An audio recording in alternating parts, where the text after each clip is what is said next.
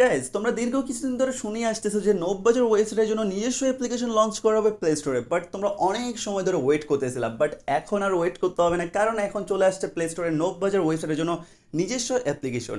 But তোমরা এই নববাজার ওয়েবসাইটের জন্য নিজস্ব অ্যাপ্লিকেশন দুইটা প্রসেসের মাধ্যমে ডাউনলোড করতে পারবা। ফার্স্ট হচ্ছে ক্রোমো ব্রাউজার বা যে কোনো একটা ব্রাউজার দিয়ে, সেকেন্ড হচ্ছে প্লে স্টোরের মাধ্যমে।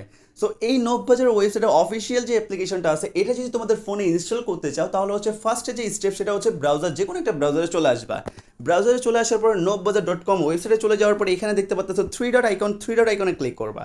ক্লিক করার পরে নিচে যখনই স্ক্রলিং করবা তখন দেখতে পারবা ইনস্টল অ্যাপ নামে একটা অপশন আছে।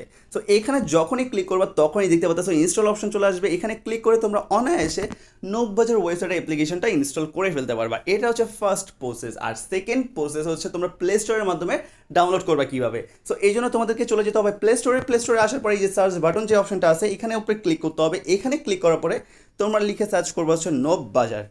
নববাজার যখনই লিখে সার্চ করবা নিচে চলে আসবা। নিচে চলে আসার পরে তোমরা অ্যাপ্লিকেশনটা পেয়ে যাবে। এই যে দেখো এই অ্যাপ্লিকেশনটা। সো এখানে উপরে ক্লিক করে দিবা।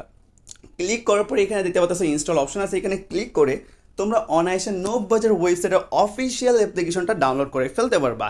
সো এভাবেই তোমরা এখন থেকে কোনো প্রকার ব্রাউজার ইউজ না করে অ্যাপ্লিকেশনের মাধ্যমে নববাজার ওয়েবসাইট থেকে টপ আপ করতে পারবা বিশ্বস্ততার সাথে।